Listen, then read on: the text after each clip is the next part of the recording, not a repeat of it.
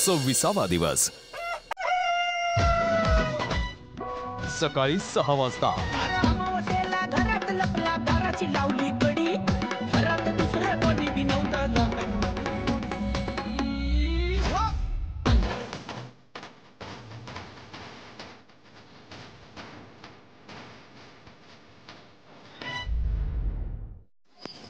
सकाळी 7:30 वाजता हे तर जेव्हा मालकीनबाई होती ना, तिने भांड्याच्या बद्दल एवढं इरिटेट करून ठेवलेलं मला, आणि आता तिला ते सेम बघताना मजा येते आहे. पण जेव्हा तुम्ही ऑर्डर देत होते लोकांना, तेव्हा तुम्हाला तो त्रास दिसत नव्हता. तेव्हा तुम्हाला काय वाटत होतं, आळस करते, हिला करायचं नाही आहे, किती वेळ लावते, किती हळूहळू करते, नाही केलं. मी लिटरली 1 वीक टॉर्चर झाली. म्हणजे मला भांडी घासायला जेन्युइनली एवढं आवडतं, पण तिच्यामुळे मला भांडी बघायला पण मन नव्हतं करत. आता तिची बारी. सकाळी 9:30 वाजता दाग धुवायला. पण घाण नाहीये ते, आपण यूज पण नाही करणार आहोत. ते पण एक कप घे. आणि जे अरे ते घासायला का टाकते, ते धुवून घेऊ शकतो तर. ते घासलेलं आहे ना, ते कप टाक. तो आता नाही निघणार, त्याच्यामध्ये चहा ऑलरेडी रेसिड्युअल आहे. नाही तू पाण्याने चांगलं हे केलं तर निघणार. त्याला पाण्यात भिजवून ठेवावं लागेल. नाही बाबा, एकदम नॉर्मली तू पाण्यातून एकदा हे करून हे केलं तर ते निघून जाणार. आणि मला भांडे हे असं रात्री करून ठेवायचं, कारण सकाळी मला नाही एवढं जाणार. त्याला मी रात्री वापस करतो.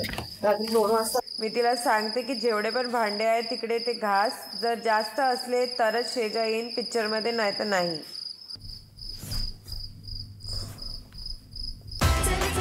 सकाळी 11 वाजता. नमस्कार, राम राम मंडळी, स्वागत आहे तुमचं तुमच्या आमच्या लाडक्या कार्यक्रमात जाऊबाई गावात. नमस्कार, राम राम. राम राम. कसे आहात? बढिया. मग तुम्हाला काही प्रश्न विचारायचे. आता तुम्ही या वाड्यात राहता आपल्या, तुम्ही एकमेकींना ओळखत नव्हतात, तेव्हा कोणाच्या काही चुका होत असतील किंवा कोणतरी काही चुकत होतं, तेव्हा तुम्ही कसं समजवत होतात? मला जी गोष्ट पाहिजे आणि ते पटत नाहीये, तर मग मी असं समजते की जरुरी नाही की माझ्यासारखीच ती राहणार. मी समजूतदार असणार तर ती पण समजूतदार असणार. तर सगळ्यात आधी मी समजवण्याचा प्रयत्न करते की बघ असं करायला पाहिजे. जर ती नाही समजली तर थोडा जोर लावून बोलते की भाई ऐक.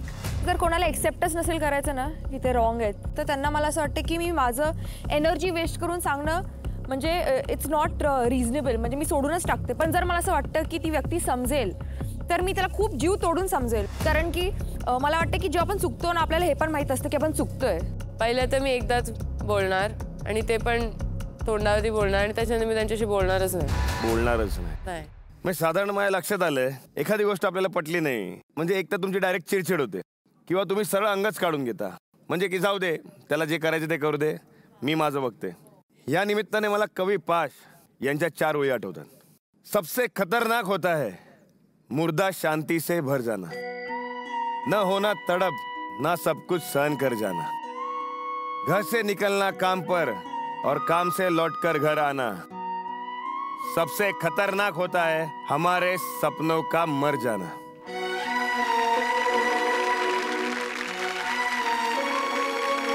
म्हणजे हे जे वागणं आहे, हे जेव्हा आपल्यात जेव्हा आपण जगतो ना, तेव्हा समजू शकतो की ठीक आहे, ओके. पण जेव्हा आपण समाजात वावरतो, समाजाचं आपण काहीतरी देणं लागतो, तेव्हा समाजात असं वागून चालत नाही. इथे आवाज उठवला पाहिजे. एक बोलू तर आपल्या बाजूचा बोलायला सुरुवात होईल, आपल्या बाजूचा झाला तर तिसरा बोलायला सुरुवात होईल. असं करून ती संघटना तयार होते आणि त्यावर आवाज उठवते. आज आमची इच्छा आहे की तुम्ही गावातल्या समस्या समजून घ्यावा. काय मार्ग आहे जरा सांगा. म्हणजे एखादा प्रॉब्लेम जर कळला, लोकांनी त्यांच्या समस्या तुम्हाला सांगितल्या, तर त्या कशा प्रकारे सोडवता येतील? मी ज्या घरी राहत होती तेव्हा मी कनेक्ट झालेली. मला असं वाटतं इकडे सुनांचा आवाज आहेच नाही, तर सासू आणि हस्बंडचा खूप जास्त मेजर रोल असतो. तर ज्या घरात राहत होती मला तेच कळतं की तिला बोलायचं आहे, कारण की मी तिला सोर्स माध्यम वाटलेली आहे. आणि मग एक पॉईंटवर मी त्यांना सांगितलं की वुमेन्स एज्युकेशन, कारण की एज्युकेटेड मुलगी आणि एक नॉन एज्युकेटेड मुलगीमध्ये खूप जमीन आसमानचा डिफरन्स कळतो आपल्याला. तर माझं तेच होतं की तुम्ही तुमच्या पायांवर उभे राहा आणि मग लग्नाचा विचार करा. मला असं वाटतं बायकांचा आवाज असला पाहिजे. बायकांचे विचार जास्त पुढाकारी असतात. मी असं नाही बोलत आहे की माणसांचे नसतात, ऑफकोर्स पुरुषांचे पण असतात, पण बायकांना लवकर बदल घडवता येतो. आम्ही तसे बनलेले आहोत. दुसरी गोष्ट, लोकांच्या विचारांमध्ये खूप बदल येण्याची गरज आहे, कारण एकसारखा सगळे विचार करतात. त्यात येऊन सायकल तो ब्रेक करणारा कोण नाही. तर मला असं वाटतं की आम्ही सगळेच जे आम्ही शिकलो आहे ते आम्ही त्यांना शिकवू शकतो. त्यांच्या विचारांमध्ये जर बदल आणला ना तर विचारांनी सगळं बदलतं. ओव्हरऑल मला समअप करायचं असेल तर सगळ्यात आधी मला असं वाटते की इकडे हजबंड आणि वाईफ म्हणजे नवरा आणि बायकोमध्ये प्रेम तर आहे, पण यांच्यात रिस्पेक्ट नाही आहे एकमेकांसाठी. तर मला असं वाटते की ते रिस्पेक्ट पण करतात पण ते घाबरतात जास्त. तुम्ही जे बोलताय ते ऐकून खूप बरं वाटलं की तुम्ही 4 दिवस या गावात आलात आणि या 4 दिवसामध्ये तुम्हाला गावचं मन कळलं. पण आज तुम्हाला घरोघरी जाऊन नेमकी गावातली अडचण काय ते समजून घ्यायची. कारण आजची आपली मोहीम आहे साऊबाई गावाचा लोकजागर. तर आज तुम्हाला सादर करायचं आहे पथनाट्य. हे पथनाट्य तुम्हाला सादर करण्यासाठी तुम्हाला सगळ्यात आधी काय करायचं आहे? गावात जायचंय. गावात गेल्यानंतर घरोघरी जाऊन त्यांच्या समस्या समजून घ्यायच्या आहेत. समस्या वैयक्तिक नसल्या पाहिजेत, त्या गावच्या समाजाच्या असल्या पाहिजेत, गावातल्या असल्या पाहिजेत. ही मोहीम पार कशी पाडायची ते मी तुम्हाला सांगतो. गावात पथनाट्य करू शकतील तुमच्या सोबत असे कलाकार शोधायचे. इंटरेस्टिंग. तुम्हाला गावामध्ये भिंतीवरती संदेश लिहायचे, म्हणजे घोषवाक्य. चला लागा मोहिमेला.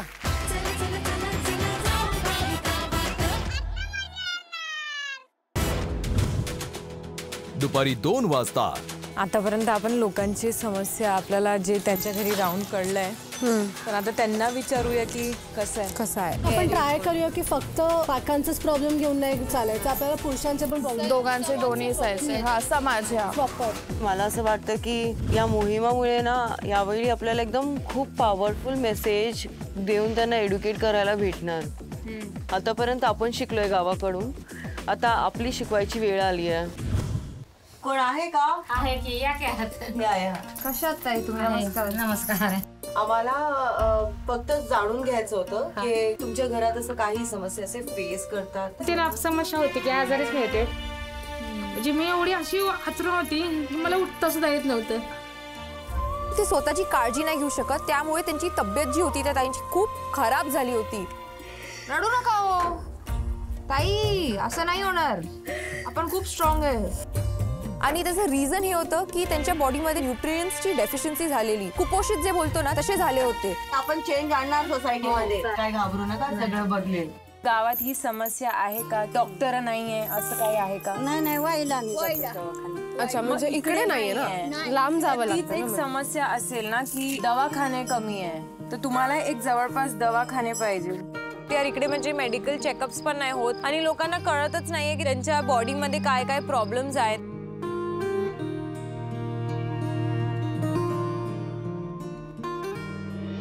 पाया येतात तर त्यावर तुम्ही पॅड वापरतात की कपडेच वापरतात? कपडेच असतात. तर कपडा वापरल्यामुळे तुम्हाला असं वाटतं की काही तुम्हाला बिमारी किंवा काही अडचण?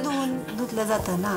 UTI युरिनरी ट्रॅक इन्फेक्शन बोलतात त्याला. जेव्हा आपली ती भाग साफ नसेल ती इन्फेक्शन आपल्यामध्ये होऊ शकते आणि मग ती अजून स्प्रेड होऊ शकते. पुढे जाऊन लेडीजला खूप सारे इश्यूज होतात हे आपल्याला माहिती आहे. तर आत्ताच एक पॅड घेऊन त्याची सुरुवात करावी. मेन्स्ट्रुअल कप करून एक वस्तू निघाली आहे, म्हणजे जे आपण पॅडला पैसे लावतो जेवढे आपले पैसे जातात त्याहून ते स्वस्त आहे. त्याला नुसतं घ्यायचं आणि त्याला बॉइलिंग वॉटरमध्ये टाकायचं आणि तुम्ही हे 10 वर्ष वापरू शकता. फक्त 300 रुपयाचं येतं. ते वापरलं तर तुम्हाला म्हणजे मला वाटणार पण नाही तुम्हाला काही झालंय. लोक इथे सॅनिटरी पॅड्स नाही वापरतात, लोक इथे मेन्स्ट्रुअल कप सुद्धा नाही वापरतात. ते आता सुद्धा कपड्याचा वापर करतात. हे खूप मोठा मुद्दा आहे आणि याच्यासाठी आवाज उठवला पाहिजे. तुम्ही आमच्यासोबत असणार या बदल घडवण्यात? आवडेल की आम्हाला. आवडेल. मला तुम्हाला विचारतो की जेव्हा तुम्हाला पिरियड्स वगैरे येतात तर तुम्ही काय यूज करता? कपडा वापरते. कपडा. नॅपकिन. आणि मग ते स्टेरिलाइज वगैरे करायला तुम्हाला अवघड जात असेल? जातो खूप वेळ जातो.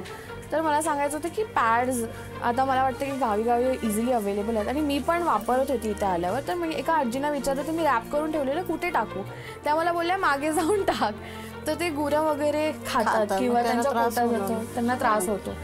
तर मग मी एका कचऱ्याचा डब्बा शोधला, दुकानाच्या बाहेर एक कचरा डब्बा होता आणि तिथे मी टाकायला गेली तर त्या काकांनी मला परत बोलवलं की हे इथून घेऊन जावा. तर मला असं वाटतं की थोडीशी ती पण सुविधा नाही आहेत म्हणून बायका पण तिथे टर्न म्हणजे ते पुढे जात ठिकाणी होत असणार ना, ज्यांना म्हणजे असं टाकण्याची सोय नसल्याने ते कुठेही जिथे दिसल तिथे टाकत असेल मोकळी जागा. आता ह्या वर्षी बांधले पण ते खूप लांब आहे. हा लांब आहे ना. ते आम्हाला बी काय करायचं 2-4 दिवस साठवून मग ते खाली न्यावं लागतं. हायच ना, मग त्यासाठी तर पिशवीमध्ये डबल पॅक करून ठेवावं लागतं. ते जेव्हा मी सॅनिटरी पॅडचा इश्यू सिलेक्ट केलेला, श्रेजाला ते पटत नव्हतं कारण तिला असं वाटतं की सॅनिटरी पॅड्सनी एन्व्हायरमेंटवरती असर होतो. मी नाही स्टँड करत त्या गोष्टीबद्दल. स्टँड करायचंच नाही, we just have to spread awareness about it. Cloth pads, cloth is so much better than sanitary napkins. It's not. I तो stand with cloth pads instead of sanitary napkins. मी खूप गोष्टींबद्दल passionate आहे, पण काही गोष्टी आपल्याला गावच्या पण समजून घ्यायच्या असतात की अरे इथे काय चाललंय, आपल्या डोक्यात नाही. तिच्यामुळे सगळं डिले होते, नेहमी रडायचं असतं. Don't know how many people we are influencing in general. आणि गव्हर्नमेंटने किती टॅक्सेस बसवले, दॅट्स द मेन इश्यू. त्या गावात कितपत लोक पित असतील दारू, किंवा 100 पैकी कितपत जण पित असतील? 50% लोक दारू पितात. तुम्हाला असं नाही वाटत का मग इकडे दारूचे जे दुकानच आहेत तेच बंद झालं पाहिजे? आता कोण बायका जातात का तिकडं? गेल्या बायका तर ते नवऱ्याला कळालं तर ते परत बडवत बसतील, म्हणजे मग कसं काय?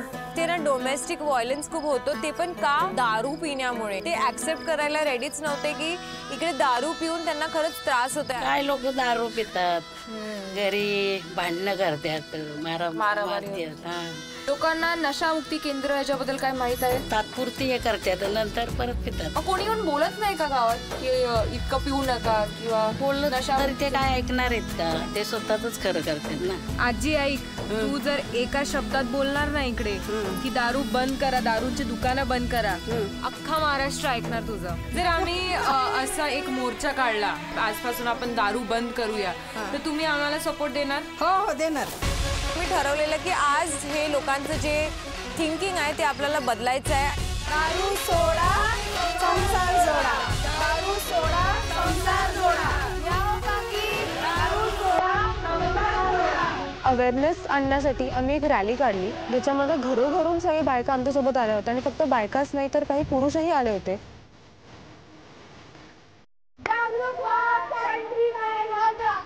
आम्ही एक रॅली सुद्धा काढली. तुम्ही जागरूक व्हा आणि सॅनिटरी पॅड वापरा कारण हे खूप इम्पॉर्टंट आहे.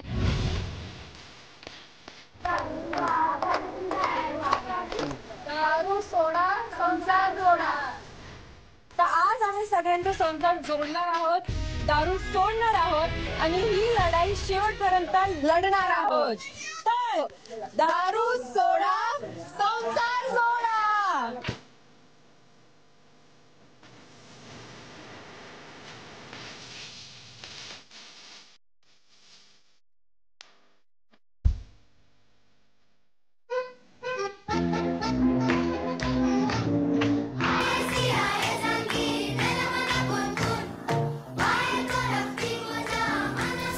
दारूचा स्मेल येतो मला.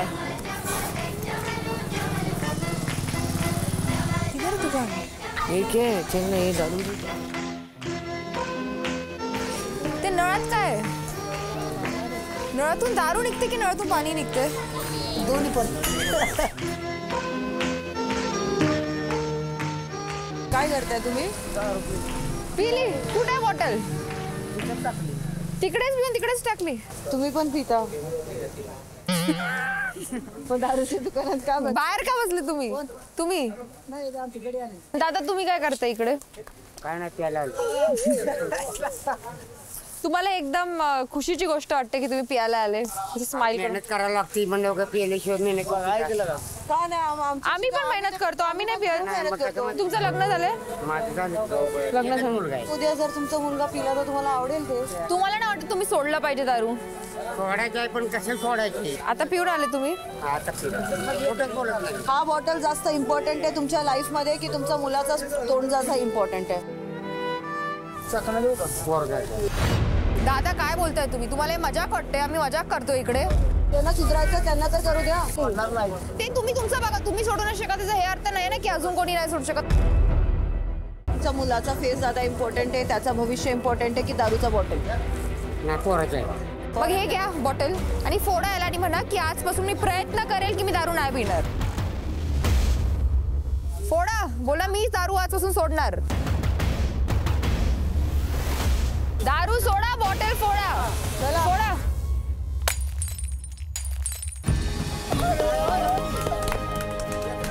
खूप चांगला प्रयत्न आहे दादा. आता परत इकडे येऊ नका. अजून कोणाला दारू सोडायचा प्रयत्न कोणाला करायचंय हे घ्या आणि बोला मी कधी परत दारू पिणार नाही.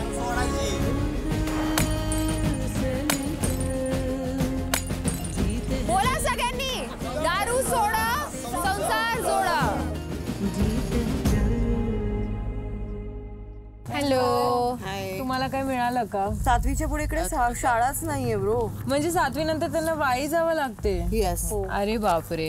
आणि तुला काय वाटते स्नेहा, तुझ्या इकडे काय समस्या होती? ज्या घरात मी गेलो ना तिकडे 2 ताई होते. ते ओपनली नव्हते बोलत, पण त्यांनी एका एक्सटेंट पर्यंत आम्हाला सांगितलं की त्यांच्या इकडे ना दारूचा खूप प्रॉब्लेम होता. म्हणजे त्यांचे जे आम्हालाही तो पॉइंट मिळाला. गाईज, मला असं वाटते की दारू हा मुद्दा आपल्याला पुढे घेऊन जायला पाहिजे. तर तुम्हाला काय वाटते, दारू हा विषय घ्यायचा आपण? सॅनिटरी नॅपकिन्स जे आहेत ते डिस्पोज करायला त्यांना व्यवस्थित नाही आहे. ते सॅनिटरी नॅपकिन्स ते धुतात. असे खूप वेगळे वेगळे पर्स्पेक्टिव्ह भेटले. मला जी सर्वात मोठा प्रॉब्लेम दिसला ना, पुरुष लोक दारू पिऊन येतात घरी आणि बायकांना मारतात. पण त्याची मोठी प्रॉब्लेम हे की बायका ऐकून घेतात आणि काहीच नाही बोलत. इनइक्वालिटी. आय थिंक आपल्याला चांगलेच टॉपिक मिळालेत. आपण ना सगळे प्रॉब्लेम्सचं मॉन्टाज दाखवूया. टॉपिक सिलेक्ट केल्यानंतर पटनाट्यासाठी आम्ही लोक शोधायला गेलो, कारण की ऑब्व्हियसली आम्हाला अजून लोक पाहिजे होते आमच्यासोबत. काका, काय वेळ आहे का तुमच्याकडे? जरा चांगला अभिनेता पाहिजे आम्हाला. मी ट्रॅक्टरच्या शिवाय अजून काय करता? मॅडम आम्ही कलाप्रेमी आहे. अहो आम्ही पथनाट्य करतो मॅडम. आम्हाला पथनाट्यच करायचं आहे. ताई मी कलाकार आहे आणि मला गाणी म्हणायला आवडते. अच्छा, तुम्ही आहात कलाकार? अरे असताना केलं होतं मी नाटकात. ओ तुम्ही केलेलं? एक मिनिट गाईज, लॉटरी. तुम्ही जे नाटकं करतात काहीतरी करून दाखवणार मला? दाखवणार ना. दाखवा ना, मला पण शिकवा. त्याच्या घरी एवढा, त्याच्या घरी आनंद एवढा.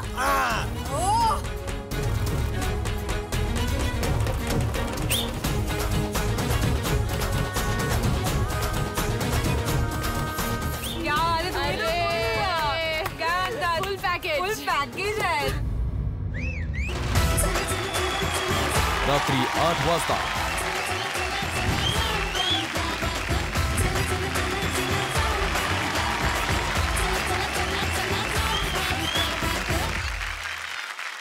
मग नाटकं केली की नाही? हो केली. रोज करता तशी नाही ना? नाही. पण जास्त मेहनत पण करावं नाही लागेल. अच्छा. नॉर्मली नौटंकी आहोत ना. रमशा, हा दादा, काय शिकायला मिळालं या तालमीतून? या तालमीतून खूप काही शिकायला. एक तर आम्ही लोकांना विचारलं ना काय काय प्रॉब्लेम आहे, तर आम्हाला ते खूप काही समजलं की काय काय प्रॉब्लेम त्यांना असतात, काय नसतात.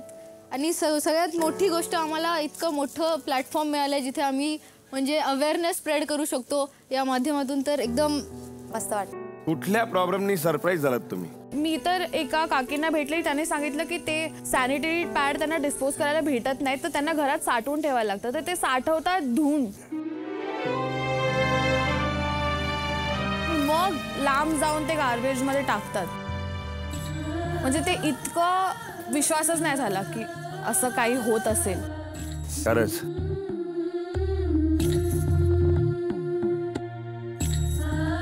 दादा, तसे तर खूप सारे असे इकडे इश्यूज आहेत, पण जे इशू आम्ही घेतला आहे दारू सोडण्याचा, ते थोडा असा शॉकिंग आहे. कारण की ऑलमोस्ट 50 to 60% ऑफ द घरात डोमेस्टिक व्हायलन्स पण होतो यामुळे.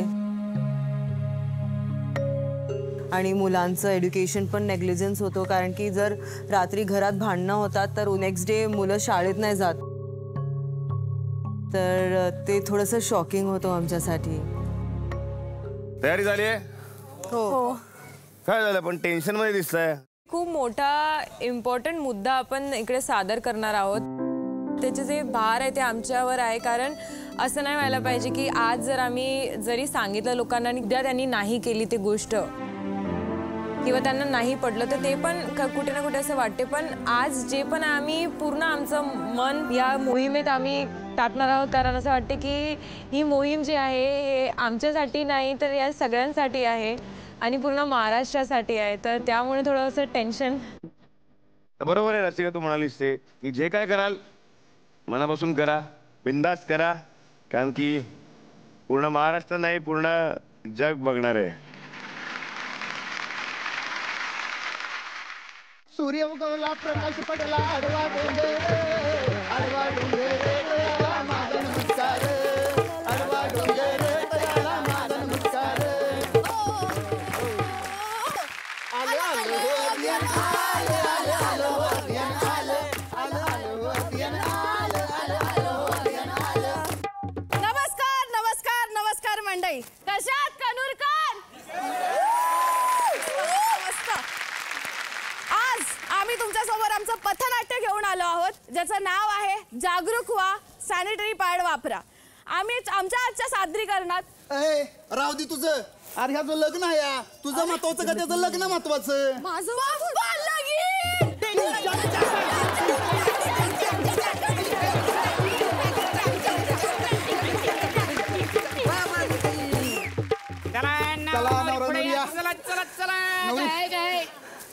अरे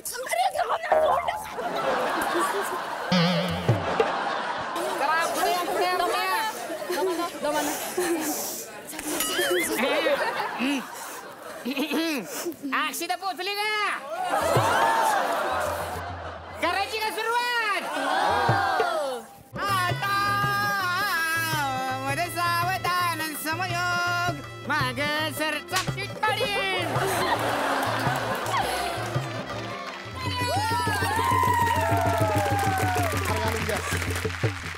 हार घाला हार घाला हार घाला. जेवणाची सोय आपल्या घरी केलेली आहे. बसा बसा जेवायला बसा. बसा जेवा जेवा बसा. नाव घ्या नाव घ्या लाडू भरव तिला. नाव घ्या नाव घ्या लाडू भरव. भरव भरव भरव.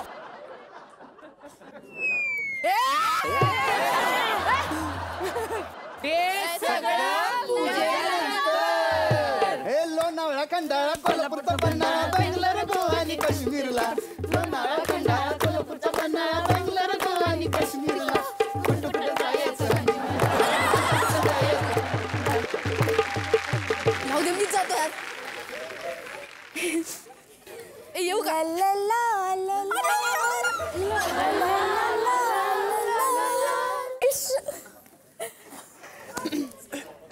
आहो आहो बोला.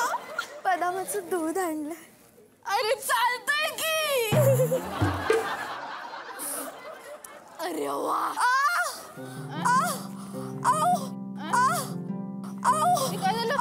पोटात दुखतंय खूप. लाडू पाळी आली मला. दुखते. कशी नशिबान थट्टा आज मांडली, नशिबान थट्टा आज मांडली. घरी जाऊ. दुखत आहे खूप. ट्रिंग ट्रिंग. दादा बहिणी कसं झालं हनीमून? हा अरे क्या खाया पिया कुछ नहीं, ग्लास सोडा मारा आना. काय इथे इथे? अरे काय झालं? अरे ते झाले. काय ते? अरे नको ते झाले. नको ते म्हणजे पाळी बिळी आली की काय तुला? हो सासूबाई. अरे देवा. गुड्डे बघतेस काय? जा भांडी गुडी आण तिची. उंबरठ्याच्या आत यायचं नाही, देवळाच्या जवळ यायचं नाही, घरात शिवता शिवत नाही करायची. जे काय राहणं खाणं बाहेरच. कळलं? हो सासूबाई कळलं. पण का?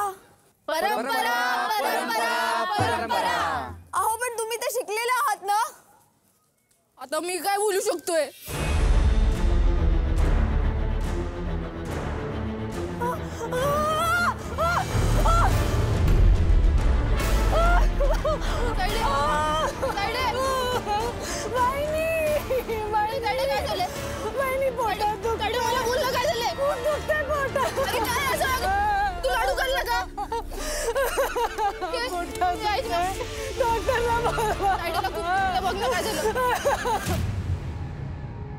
का आता तुमची परंपरा परंपरा परंपरा नाही चालेल का? मग मी तुझ्या प्लीज मला माफ कर. अहो चला ना यार, हॉस्पिटलला नेऊया तिला प्लीज. चला ना. हॉस्पिटलला कसं जायचं? आपल्याकडे एसटी नाही, गाडी बिडी काय नाही. काय नाही, तू ठीक होईल. अरे मग ॲम्ब्युलन्सला बोलवा. अरे 1 तास लागेल यार तायडीला. तू बरं कर, मला नाही माहित काय. अरे यार ॲम्ब्युलन्स 1 तास इकडे लागतो तेव्हा. काय नाही बाळा, थांब. एक काम कर, जवळपास डॉक्टर असतील ना, त्याला घेऊन ये. बाळा थांब. काय नाही, तू काळजी घ्या. श्वास घे, श्वास घे, हळूहळू श्वास घे, श्वास घे. काय झालं हिला? तिच्या पोटात खूप दुखत आहे. अहो छाती काय बघताय, ते पोट दुखते. मला चेक करू द्या, चेक करू द्या. थांबा थांबा थांबा. अरे बापरे, हिला UTI झाली आहे. UTI म्हणजे? UTI म्हणजे युरिनरी ट्रॅक्ट इन्फेक्शन. स्वच्छतागृह जेव्हा स्वच्छ नसतं, पाळीच्या वेळी कापड वापरला आणि त्याला व्यवस्थित स्वच्छ नाही ठेवला तर UTI होऊ शकते आणि हे अजूनही गंभीर होऊ शकतं. तुम्ही आत्ताच्या आत्ता जाऊन सॅनिटरी पॅड्स घेऊन या. अरे मुलगा आहे, आम्ही पॅड बीड नसते आणत. मी नाही जाणार. प्लीज लवकर जावा. लग्न करताना लाज नाही वाटली का? जा लवकर आणा. जा. जातो का देव आहे तुला? चल. चल काय नाही होणार बाळा, काय नाही होणार. शांत. सॅनिटरी पॅड दे. बघितलं का, गाड्यासारखा गडीन पॅड न्यायला आला या. पोरग आहे का पोरगी आहे तू? हे तुला मला कळत नाही का? माझ्या बहिणीला ना पोटात दुखतंय. बोलायला काय पॅड घेऊन घ्यायला ते घ्यायला. मला कळतं का आपल्या बहिणी काय काय करतात आपल्यासाठी? तिच्या महिन्यात 5 दिवस ते काय कसे जगतात तुम्हाला माहितीये का? ते काहीतरी मूड स्विंग असतात, तापलेले असतात, कधी रडत बसतात, कधी एकदम शॉक मध्ये जातात. ते हार्मोनी वगैरे असतं, त्याच्यामुळे काय काय होतं, त्यांना क्रॅम्प्स येतात, बॉडी दुखत असते त्यांची पूर्ण. आपण काय करतो, मदत करतो का त्यांची? पॅड घ्यायला आला, मुलगा आहे की मुलगी आहे? तू काय केलं रे मुलगा होऊन? मदत करतो का आईची घरात? आई ना महिन्यातनं 5 दिवस आहे, ते रक्त गाळत असते, त्यामुळे तू जन्माला आला माहितीये तुला?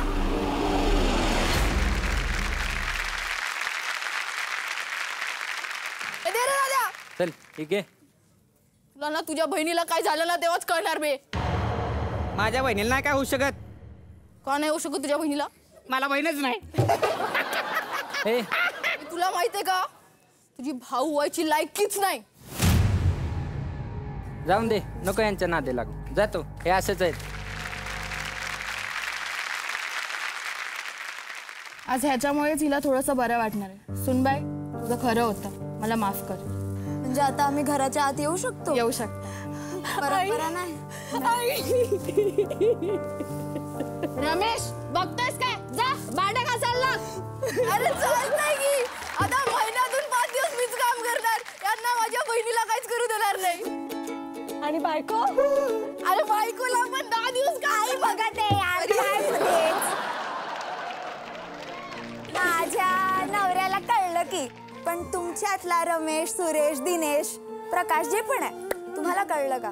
जेव्हा हा बदल घडून येईल तेव्हाच आपल्या घरातल्या बायका सुरक्षित, स्वस्थ आणि निरोगी राहतील. जागरूक व्हा, सॅनिटरी पॅड्स वापरा.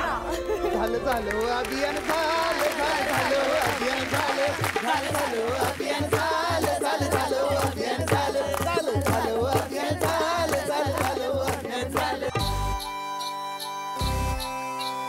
सगळे बायकांना देत होते, तर मी जाऊन ते काका लोक बसलेले त्यांना द्यायला गेले आणि त्यांना बोलली बायकोला द्या तुमच्या पॅड, बायकोला द्या. तेव्हा जो बायकांचा रिस्पॉन्स होता, सगळे ओरडले होते. एक समाधानाचं हास्य आहे तुमच्या चेहऱ्यावरती आता, की आम्ही जे काय केलंय ते नक्कीच फक्त गावकऱ्यांपर्यंतच नाही तर संपूर्ण जगापर्यंत पोचलेले ते आता झी मराठीच्या माध्यमातून. स्त्रियांच्या बाबतीत, मुलींच्या बाबतीत काही संदेश हा पोचवला तो उत्तमच आहे आणि गरजेचा होता. मेन म्हणजे आपल्या पुरुषांचा मुलांच्या बाबतीत आता हसत होती ती मुलं, पण हे त्यांच्यापर्यंत पोचवणे गरजेचंच होतं आणि माझे खूप धन्यवाद आहे तुम्हाला. आजी आहेत त्यांना विचारा ना, त्यांच्या घरी आम्ही आज गेलेलो. त्या आजी 10वी शिकल्यात. त्यांना शिक्षिका बनायचं होतं पण त्यांना नाही जमलं. बोला जवळ घ्या. काय परिस्थिती होती त्यावेळेला तुम्ही जेव्हा आला त्यावेळेला? त्यावेळेला ह्या रस्त्याने जायचं नाही, चप्पल घालून चालायचं नाही, डोक्यावर पदर घेऊनच चालायचं, पुरुषांबरोबर बोलायचं नाही, बोललं तर ती गेली, हा प्रॉब्लेम होता. तो आता नाही, आता मुलांना कळतंय. बरं 10वीला तुम्हाला किती टक्के मिळाले होते? 94% होते. अरे वा. आमचं लग्न पटकन झालं, रिझल्ट लागायच्या आधी लग्न. अरे 10वीचा? 10वीचा. त्यामुळं पुढचं काहीच करता आलं नाही. कितव्या वर्षी? 17व्या वर्षी. 17व्या वर्षी. आणि मेन म्हणजे माझं शिक्षण पुण्यात झालं. अरे वा. 12 वर्ष मी पुण्यात काढली आणि एकदम खेड्यात येऊन पडली. शेतीमध्ये केली मी प्रगती, तसं काय म्हणजे आडाणी राहिली नाही. अरे वा. 2 विहिरी काढल्या, पाईपलाईन केल्या आणि माझ्या मुलांनी पण मुलगा आहे माझा, त्यांनी पण मला भरपूर सहकार्य केलं. वा वा. तुम्हाला एक मी सांगेन की जसं आपण म्हणतो की शिकायला वय नसतं, तसं मी तुम्हाला सांगेन की शिकवायला सुद्धा वय नसतं. तुम्ही अजून शिक्षिका आहात आणि तुम्ही खूप उत्तमरित्या या गावालाच नाही तर मला असं वाटतं पुन्हा पुण्यात जाऊन सुद्धा शिकवू शकता.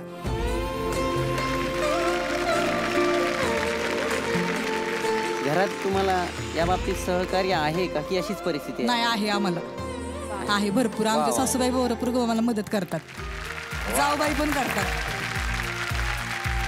मला असं वाटतं की आज तुम्ही आवाज उठवलाय आणि नक्कीच सगळ्या मुलांपर्यंत तो पोहोचला असेल आणि इथून पुढे कोणी हसणार नाही. हसण्यासारखी ही गोष्टच नाहीये, ही मुलांना आणि सगळ्यांना कळली पाहिजे, जेंट्स लोकांना तर.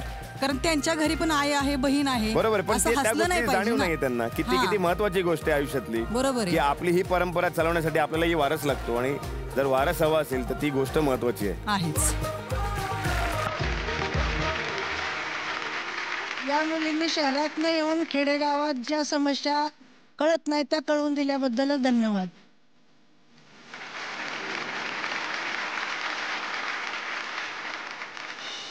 आता आपण वळूयात आपल्या पुढच्या पथनाट्याकडे.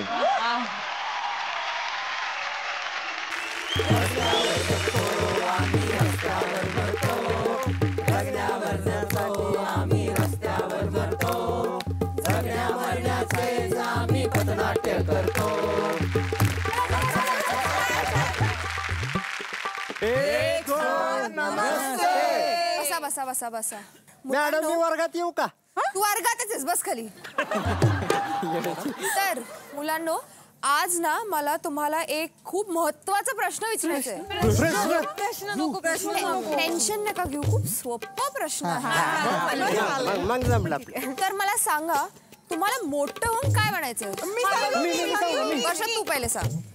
बाई मी ना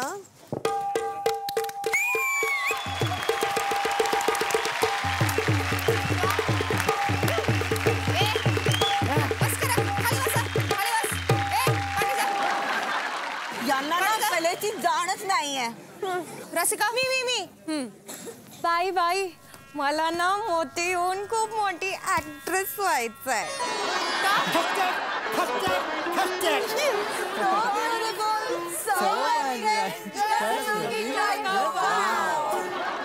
बस खाली.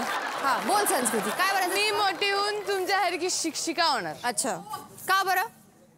ताकी तुमच्यासारखी लई सुट्ट्या घेईन मी. बस खाली. काय मी सांगू का? हा उठ. मला ना मोठं होऊन माझ्या बाबांसारखं पायलट व्हायचंय. पायलट? तू पण तुझे बाबा तर पायलट नाही आहेत. अहो मॅडम, 7 नंतर बसल्यावरती त्यांचे पाय लटलट हलतात की.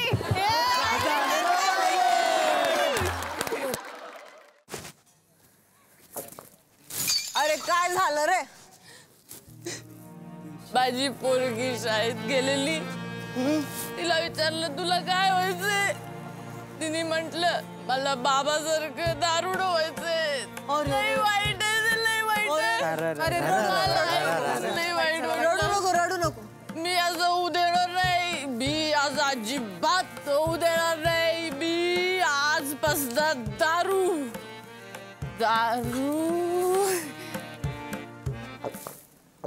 उद्या बसता सोडतो.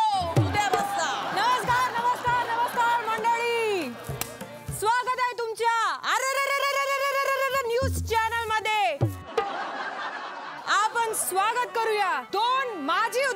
यांचा. तर चला विचारूया गोमेश्वरराव आणि सोमेश्वरराव यांना. राम राम राम राम राम राम राम राम राम राम. अरे काय राम राम. कॅमेरामॅन फोकस करू. राम राम. तर आपल्या मंडळीला असा एक मोठा प्रश्न आहे की तुम्ही दारू का पिता? सांगा. देशसेवा. मंडळी, देशसेवेसाठी कोण दारू पितो? थांबा थांबा, सांगणार, सगळं सांगणार, पण कसं? हळू हळू काळू बाळू काळू बाळू काळू बाळू. आमच्या बापांचा मोठा कारखाना होता आणि त्याच्यानंतर ते निघून गेले. निघून गेले? परलोक परलोक निघाले. म्हणजे मारले, परलोकात गेले. आणि 1 महिन्यात आम्ही ते चालवायला घेतलंय. महिन्यात मग आमच्या घरचे 100 कारीगरांनी 100 कारखाने काढले 1 महिन्यात. काय बोलते? पण आमचा कारखाना बंद झाला. हे सगळं कशाने झालं? आमच्या दारूमुळे. अरे बापरे. अच्छा, आणि तुमच्या बायकोंचं आणि मुलांचं काय? ती महालात राहत होते, आता झोपडीत राहतात. अरे बापरे. तुम्हाला या गोष्टीचं वाईट नाही वाटत? वाईट काय वाटायचं त्याच्यात? पण देशसेवा आहे की. कसं? बघा, जर ते महलात ना झोपडीत नसते आले तर त्यांना गावाचं दुःख कळलं असतं का? गरिबांचं दुःख कळलं असतं का? हळू, रडू नको, रड. कॅमेरामॅन इधर से फोकस कर. त्यांना दुःख कळलं, देशाची सेवा झाली आहे. तुम्हाला कळत कसं नाही? दारू प्या, रुम प्या, देशी विदेशी दारू प्या. इंग्लिश प्या, देशी प्या, इंग्लिश प्या, देशी प्या. नाही भेटली तर गावठी प्या, दारू प्या. आई बापला बोंबलू दे, आई बापला बोंबलू दे. बायका पोरं भीक मागू दे, पण दारू प्या, दारू प्या, रुम प्या, देशी विदेशी दारू प्या. दारू. काय झालं? लिव्हर फुटला.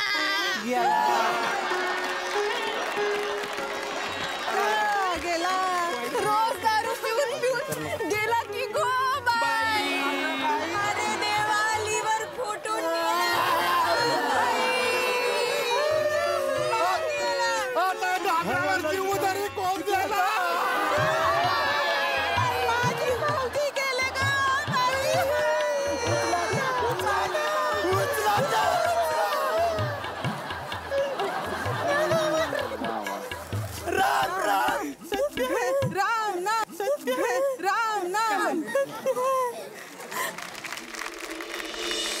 तुम्ही हे सगळं तर बघितलंच असणार. तर आता मी तुम्हाला एक कविता ऐकवते. काय माझं नशीब मेलीचं, करायचं एक अन होतंय भलतच, अन तूर कुठल्या जन्माचा फेरतोयस हाऊस. अरे तू नवरा आहेस का अवकाळी पाऊस, तू नवरा आहेस का अवकाळी पाऊस. नवरा म्हणजे कसा साऱ्या संसाराची जबाबदारी घेणारा. कधी आमचं काय ऐकून घेतोयस तर कधी काय घरात आणून देतोयस. अरे तू नवरा आहेस का अवकाळी पाऊस. मला एक मॅडम विचारायचंय. हा बोला. कोण म्हणतं दारू वाईट आहे? अरे एवढं बोलले की दारू वाईट नाहीये. तुम्ही पिऊन बघा की. त्या दारू पायी तर माझ्या संसाराचं वाटोळं झालंय बघ. मला त्रास देते म्हणून मी दारू पितो. काका, आपण सरपंचांना विचारूया की काय निर्णय घ्यायचा आहे. विषय तुम्ही बोलला पाहिजे. बरोबर आहे. सरपंच बोला तुम्ही. बोला सरपंच, बोला सरपंच, बोला तुम्ही.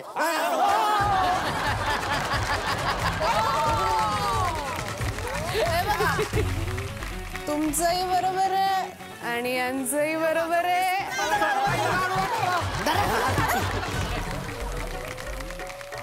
हे सगळं बघून तुम्हाला खूप आनंद आला असेल, खूप मजा झाली असणार.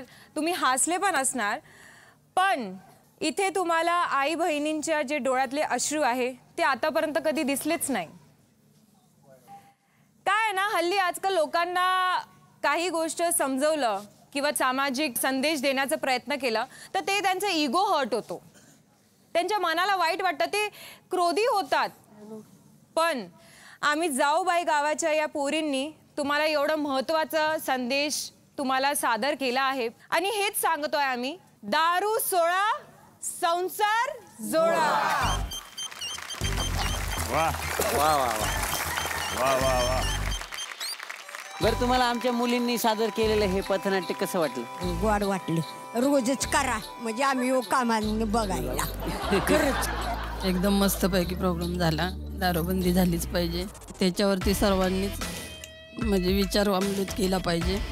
हा संदेश देण्यानं नक्कीच बरेचसे कुटुंब छानपैकी होतील आणि प्रत्येकजण हे तुमचे विचार आपल्या मनाशी बाळगून आपल्यामध्ये परिवर्तन करतील असं मला वाटतं. वा वा वा वा वा.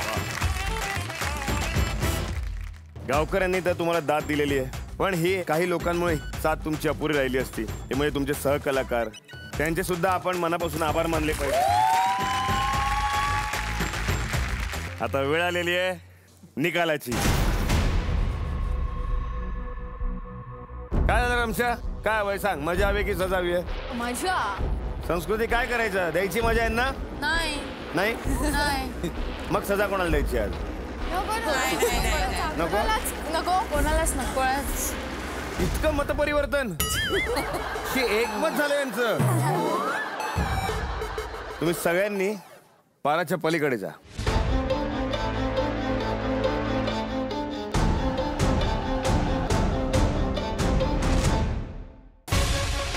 आज आपल्या गावकऱ्यांनी विजयाचा मान आपल्या मुलींना दिलेला आहे. म्हणजे आज जे होणार आहे ते केव्हा घडतं?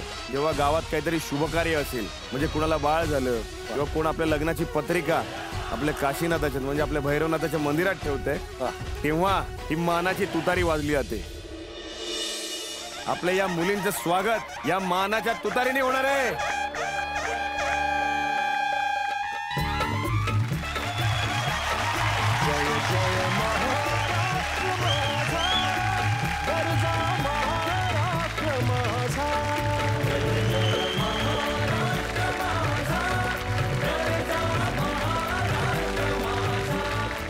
त्या दिवसाचं अंत खूप भारी झालं. आम्ही सगळेच मोहीम जिंकलो, ए टीम आणि बी टीम, आणि गावकऱ्यांनी आम्हाला इतकं रिस्पेक्ट आणि मान दिलंय, तर आम्ही नक्कीच पुढे पण खूप चांगलं करणार असं मोटिवेशन आलं.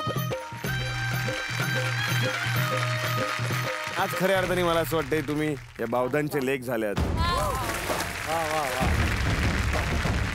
जेव्हा फेटा आणि शाल मिळते तेव्हा खांद्यावरती जबाबदारी आणि डोक्यावरती मान वाढवलेला असतो. त्यामुळे त्या मानाची कदर करा आणि त्यानुसार पुढच्या मोहिमा फत्ते करत जा. मंडळी, जिथं ज्ञान असतं तिथे कधीच संकट येत नाही आणि मनगटात बळ असेल तर आपली कधीच हार होत नाही. आणि हे आज आपल्या या वाड्यातल्या मुलींनी सिद्ध करून दाखवलंय. आता तुमचा निरोप घेतो, पण मंडळी पाहत राहा तुमचा आमचा लाडका कार्यक्रम जाऊबाई गावात.